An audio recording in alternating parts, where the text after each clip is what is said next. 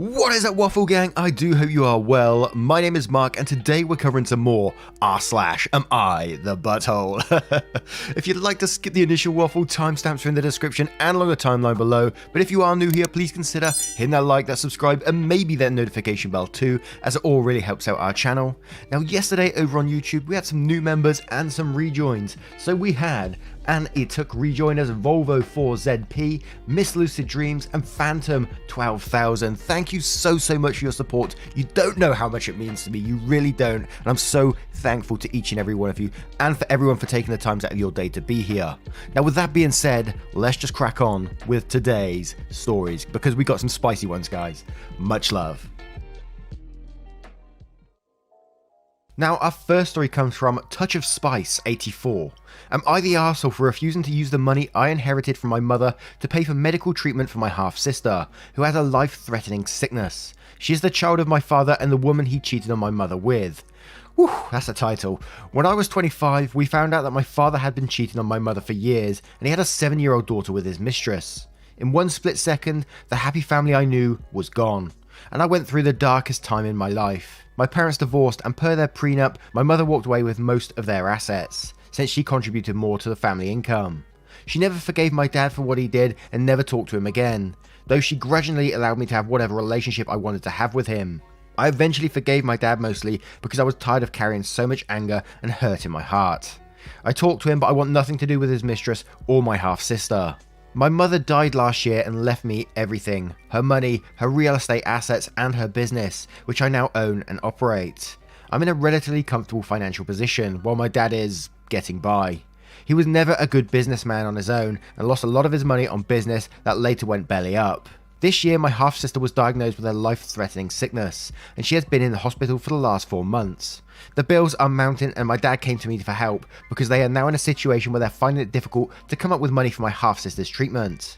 The thing is, I don't want to use my mother's money to pay for the treatment of a child her husband had with another woman. Though it's not my half-sister's fault, it feels so unfair when I think that the money my mother worked hard for all her life will go to a child that neither my mother and I have responsibility towards, and the very same child of the man and the woman who hurt us so much at that. I'd really rather use it to grow her company and let my dad and my half-sister's mother figure out how to get the money for her treatment. They are her parents after all. The only thing tying me to her sister is my father saying she is your sister, and if she dies because she didn't get the treatment she needs, would you be able to sleep at night? Am I the arsehole? Now let's just start off. You're not going to be the arsehole in this situation, but your father is going to be a huge arsehole for that last quote. If she dies because she didn't get the treatment she needs, would you be able to sleep at night? Laying that on you is just absolute bullshit. And I know people do things in desperation. You know, this child is sick, so you do anything you can to help your child, right? But to do that to your other child is ridiculous. And let's not get it twisted. I feel so sorry for this child, because this child is just an innocent party in this as well. They've been brought into the world. This wasn't their fault either in any of this. And OP doesn't have a responsibility for this child. They don't know them. They don't want to know them. They're just a stranger to them. And we've seen this time and time again in these stories where, you know, parents guilt tripping, you know, their younger ones once they received an inheritance, and it is really disgusting behavior in my opinion. But at the same time, I do understand that this father is probably really desperate. You know, if you've got a child who has a life-threatening condition and can be helped, you'd do anything you can, right? I know I would. So yeah, in some ways I can't blame him, but for that very last sentence where he just laid it thick on you like that, I don't think it's the right way to do it. He could have sat down and had a big discussion with you and just said, look, please help me, I will pay you back in some way, and we can write up a contract or something. But, you know, he didn't go down that route. He went down the guilt-tripping route, which makes him the arsehole in my opinion. But Avocado Dip says, not the arsehole, and quotes, if she dies because she didn't get the treatment she needs, would you be able to sleep at night? And then says, it's wrong of your dad to lay this guilt on you. His daughter is his burden. While it's not fair to the little girl to suffer, I don't blame you for not caring about her well-being. Mr. Lucifer says, no one's an arsehole here. Blood relations don't make somebody family. It's unlucky that your half-sister has been put in this position, but you're in no way obliged to help her in any way. Don't feel guilty about being able to do something and refusing to. You look out for yourself and people you feel close to. And Am I the Arsehole Throwaway says, no one's an arsehole here. I don't think he's wrong for asking, but you certainly are not wrong for saying no. I would feel just as conflicted about it. To be honest, I think the arsehole here is the medical system that puts people in severe debt just because they're trying to stay alive. Edit, I can definitely hear the argument for the dad being the arsehole for what appears to be guilt-tripping OP. I didn't judge him as the arsehole because I honestly cannot imagine what it's like to have a dangerously ill child, knowing the other child has the money available to help and chooses not to. I think it's too complex for me, personally, to definitively call him the arsehole. I hate the medical system for putting these two in the situation in the first place. Too true on that one. And Jess Bell 27 says, not the arsehole, I'm so sorry you're in this position. It's shameful your father is putting this burden on your shoulders. I imagine he's scared for your half-sister's life and desperate to find a life-saving solution. Still very inappropriate and unfair to you though. What a heavy situation. Have you talked to a therapist? Now, I'm going to put this one on you guys. What do you think of the situation and what would you do? Would you feel obliged to help your half-sister that you barely know? Or would you say, no, I don't know this person and I'm not obliged to help whatsoever? And what do you think about the dad guilt-tripping? Let us know in the comments below. And our next story comes from Gothic Queen. Am I the arsehole for telling my soon-to-be mother-in-law if she wants kids, she can adopt one? I'm a 25-year-old female and I'm blind. The whole idea of having kids scares me and I honestly don't want any. My fiance is also fine with this decision. Before Christmas, my fiance and I went to his mother, and aside from my parents, they're the only people we visit in person. While we were there, the subject of children came up, which is usual for his mum. She actually nags us about having kids quite a bit, especially after we got engaged. While we were talking, she asked me when I was going to have her a baby. I told her I didn't know because I don't want kids. Just like everyone else I told this to, she tells me I don't mean that. Then says I have to have her a grandbaby. This of course made my blood boil, and I plainly told her that if she wanted a baby so badly, she could adopt one. Then my fiance spoke up and told her that we'd probably be more willing to have kids if people didn't nag us about it. Then I asked her if I had Baby Farm tattooed on my forehead. She says yes because I'm a woman and that's what I'm supposed to do. What? She doesn't care that I'm blind and having a child will be a struggle for me. She just wants me to pump her out a grandchild. Am I the arsehole? Oh my word. The fact that she turned around and said yes to you having Baby Farm tattooed on your forehead says it all about this person, right? Now, definitely not the arsehole in this one, but where I can see a problem coming in is where your fiance spoke up. If you're that set on not having children and you're 100% going to not have children in your relationship, then I think this needs to be laid down and just said, look, we're not having kids. And I think your fiance should have said that as well. Because at the moment, he's just laid down this little light at the very end of the tunnel that she might latch onto and she might go, yes, I can still convince them to have children at some point. And the nagging will continue, just in different forms. So not the arsehole in my opinion, but let's check out some of the comments to see what they say. Rainbow D. MacGyver says, not the arsehole, your uterus, your business, end of. I got over Greta says, not the arsehole, your fiance needs to get his mother in line, she has every right to be disappointed, but that isn't anything she should be sharing with you. That's what friends and a therapist are for. And OP replies, oh my god, if she ever went to therapy, the world would end. No offense if you're Christian, but she tries to use the Bible to fix her issues in life. And Martini Go 2004 says, not the arsehole, but your fiance should not have given her hope where there is none. Additionally, not all women want to be mothers, and that's perfectly okay. And Sra19 says, not the arsehole, but you and your fiance are giving your future mother-in-law contradicting messages. If the answer is that you guys don't intend to have kids, your fiance should be straight with his mother. He shouldn't tell her that there are things that might change your mind. Even if he says it dismissively or sarcastically, to her, he's opening the door on the idea of you having kids. Having said that, future mother-in-law is terrible. Women are not baby machines and she does not get a say in whether you and your fiance have kids. She just needs to stop. Edited to change the judgment. I realise that my everyone sucks here applied to everyone but you, making you not the arsehole. And Emerald Peach says, not the arsehole, you told her to mind her business and she didn't. Your fiance meant well with his response, but it wasn't good enough. He is the one that needs to lay it down to his mother that it's not happening and needs to let her know you both feel that way and not just you. You do not owe it to anyone to have a child that you don't want. Now, I'm going to turn this one to you guys. Have any of you ever been in a similar situation where someone's pressuring you to have a child? What would you do if they did? Let me know in the comments below. And our next story is from a throwaway account. Am I the arsehole for not allowing my nephews to shower? This happened a couple of years ago, but it still gets brought up at family gatherings. My family will make snarky comments, so I thought I'd come here for insights. I live in a mountain home with my family and we have to use a private water supplier, as our house isn't connected to any public water supply. We also have a pool. My wife has a big family and we have about 15 nephews on her side. We invited all of them to go on a paintball trip, our treat. Then we invited them all back to our house for our barbecue cookout and pool time. It was just a day trip for most of them, but a couple of my nephews wound up spending the night, since they live a little further away. Between our nephews, my sons and my siblings' kids, there are about 20 kids in total. We went to the paintball place and everyone had a blast. We played for about 4 hours before heading back and got home in the early afternoon. It turns out that none of the kids wanted to go swimming, and as soon as one of my sons went to shower, all of the kids wanted to take one too. Honestly, I should have seen that coming, but it was easy to gloss over the fact that everyone is going to be dirty and exhausted after a morning of paintballing while you're planning. I told the kids they couldn't take showers because we had to conserve water for our family. Honestly, I could get more water if we had a run out and I could afford it, but the paintball trip and food for the day was already pretty costly, and I didn't want to spend the rest of the day monitoring 20 kids' showers. If they each took 10-minute showers and spent 5 minutes drying off and dressing, it would take 5 hours for all the kids to shower, and even with our low flow shower heads, 20 showers would use 400 gallons of water, assuming they were 10 minutes and not longer. One of my sons suggested military showers as a compromise where you get in, only turn the water on to rinse before and after soaping up. None of the kids wanted to do that. I tried to encourage the kids to go for a swim to freshen up, but they only wanted to lay around and complain about how dirty they felt. I asked the kids who were spending the night if they could wait until everyone left before showering, and they were okay with that. I thought it wouldn't be fair to only allow the kids who were spending the night to shower while everyone else was still there. They were only at our house for maybe 3 hours after we returned to eat.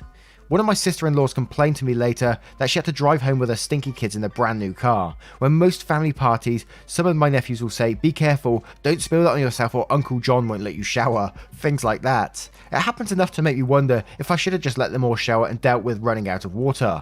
So, am I the arsehole for not allowing my nephews to shower? Ooh, I'm feeling a little controversial on this one, I think. And only because, it was piss poor planning. It was just bad planning that got him into this situation. And I don't know how these things work, and I assume he has a water tank or something where people come fill it up.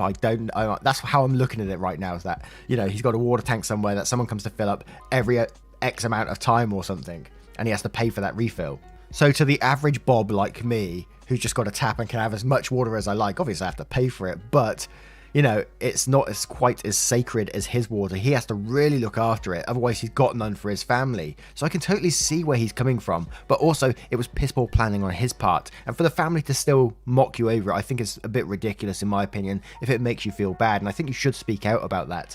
And I think if I was one of the kids in that situation, and someone explained that to me, I think I would understand. And they said, look, there is the pool you can sort of freshen up in. I would definitely do that. I know it's a bit skanky in that guy's pool, but still, I'd get clean that way. I'd get clean somewhere. I wouldn't just lounge around and whinge about it. I'm someone that deals with problems. Don't just lay around and whinge about your issues. But again, it was piss poor planning. He could have had extra water or got a refill in the middle if he really wanted to, but I totally understand where he's coming from too. So I'm going to go with, and everyone sucks here. Let me know what you guys think. But we're going to head to the comments first with Amara Undone, who says, "So let me get this straight. You invited 15 kids around for paintballing, which is notoriously messy, then to your house, and it never occurred to you that they might all want a quick shower. And even though you stated you could buy more water and could afford to do so, you still refuse to let them shower. Yeah, you're the arsehole." And Prathman says, "Yeah, I'm going to go with a gentle you're the arsehole here. Paintball being a vigorous and sweaty isn't a surprise. You were kind of put in a crappy position, but you also kind of invited it." And Outside Cheetah says, "Of course you're the arsehole. You can't substitute swimming for showering. And you said it yourself, you could afford to get more water if needed. Everyone knows paintball is a messy activity. Don't invite them if you're not going to cater for it." And MZ says, and quotes, "Honestly, I could get more water if we'd run out and I could afford it." This makes you the arsehole. It does not take a genius to figure out that 20 people running around with paint for several hours would need to wash afterwards. It was something you didn't factor into the overall cost of the day, but that's your fault, not theirs. You should have just sucked it up and figured out how to save money elsewhere. And the Hidden Messenger says, "Not the arsehole. I think a lot of people here are taking for granted the scarcity of water that some people face. Most of us are hooked up to a well or city water, so we flip a switch and instantly have a seemingly unlimited supply. But I follow a few homesteaders on YouTube that don't have that luxury, and these guys spend countless hours trying to find ways to get more water or conserve. Yes, you mentioned you could have brought more, but reading the comments it sounds like a massive burden to carry jugs, refill them, and then refill your reservoir up. Assuming your 400 gallon number is correct, that would mean you need to carry 40 of these 5-gallon buckets that people use for water fountains. That's also close to 2,800 pounds of water to move. If you hired a service to bring you water, I'm betting that would be a few $100s. Not so much because of the cost of water, but rather because of the trip charges and delivery fees. I think there was some poor planning on your part, but not as bad as everyone is making. Even if you let everyone shower like you said, that would take 5 hours. I've been to a lot of parties like this, and we never showered unless we were spending the night. Now, I'm going to turn it to you guys. What do you think of this situation? Do you think the guy should have just sucked it up and said, you know, this was piss poor planning, you should just let them all shower? Or do you think, no, they could just jump in the pool and clean themselves? Or do you think that's too skanky? Let me know in the comments below. And our next story is from Sepelio1. Am I the arsehole if I told my son I don't want to have a relationship with him? When I was in my 20s, I started dating this girl. We got drunk, F without a condom, and she ended up pregnant. I was honest with her, I didn't have any intention to have a child at that age, and with her. She did want the child, but not with me, so at the end, we made an agreement. I would pay for child support, but wouldn't be involved in the child's life when she raised him. 15 years later, I have my own family. However, I know practically nothing of my son. That is, until he suddenly decides to call me. He was obviously nervous and directly asked me if I was his father, and if we could meet. I was blunt with him, I didn't have any desire to have a relationship with him. I was essentially just a sperm donor for his mother. Both of us had agreed that I wasn't going to be involved, plus it would be weird to suddenly introduce him to my wife and other children. He seemed to take it well and hung up, but later my ex called me, furious I shattered my kid's heart. Apparently, it was her idea for him to contact me, so I also got furious. We discussed for a while and she eventually hung up. Since then, our mutual friends have taken sides, mostly with her but some with me. And look, I understand I was blunt with my kid, but I didn't want to give him false hopes of a relationship. Plus, it was his mum's fault to suggest the idea. The worst thing about these stories is the kid is always the innocent party. They've done nothing to warrant all this blunt language, the mother being an arsehole by setting him up for a fool. And there's so many different paths we could go down here. You know, they both had sex without a condom, both bloody idiots. But then the guy did say, you know, he wants nothing to do with the child's life. I don't know if abortion or anything like that was discussed afterwards. We don't know. And he also said he would pay child support and things like that. So he, you know, he did make himself clear. But also the blunt language is just, that is, there's no way past it. That is arsehole behavior, right? But again, this phone call was out of the blue. How do you react to that? You could have maybe said, look, let's have a meet up and we can discuss this and go from there. There might have been a better way to let him down rather than just say, look, I don't want nothing to do with you. I got a family now kind of thing. And let's not just gloss over what the mum done. She set him up for a fool. She set this child up for a fool by saying, like, phone him and see what he says. I mean, come on, man. But Snoo says, you're the arsehole. Hey kid, I never wanted you and I still don't give a shit about you. Also, I have a complete family of wife and kids and they didn't know about you because I'm an arsehole and never told them. Furthermore, if my wife found out and I totally abandoned my own flesh and blood, she'd know I'm an arsehole. And just gotta keep Duggan says, everyone sucks here except the poor kid. You're an arsehole for being cruel to a 15-year-old kid and for not wrapping it up in the first place. How horrible it must be to be discarded so easily. The mother is an arsehole for not, at the very least, contacting you first and instead putting her poor kid in the firing line of his arsehole father. And Gave 2 Cents says everyone sucks here except the kid. The mum, she should never have set him up for it, and she should have run it by you instead of blindsiding you. You for how blunt you were. It's your right to not want to meet with a kid, but he is a kid. He has questions, he feels abandoned, discarded and worthless burden. Way to cement it for him. To you, he's a mistake you want to forget about and not have it affect your real family. But he is a human being. He deserves gentle respect and human kindness. JXN says you're the arsehole. He had no decision in being born, but you made the choice to fuck without protection. Have a coffee with the kid so he can ask questions and get some closure. And Derek Spielberg says, as a fellow man, I can only say you're the arsehole if you have sex without a condom. You need to be ready for the consequences. It'd be a different story if you had sex with all the necessary precautions, but you didn't know, and now you have to man up to it, or should have. It's not like you were 6 and didn't know she could get pregnant. You were in your 20s and well aware of what could have happened. So if your son calls you, the least you can do is meet up with him. You don't have to have a strong relationship with him, but because of your childish mistake, that kid has had to grow up without a father. Now, I'm going to turn this one to you guys. What do you think of this situation? Let us know in the comments below. Now, once again, guys, thank you for being here today. I hope you have enjoyed these stories. If you would like to support the channel further, you can join that YouTube membership by clicking that join button down below, or you could head on over to Patreon where you could support there. It all really means the world, but no pressure to do so. Absolutely not. And I will see you in the next one. Much love, guys. And oh yeah, don't forget that competition. I am looking at those results. They will be coming soon for the Christmas competition. Much love, guys.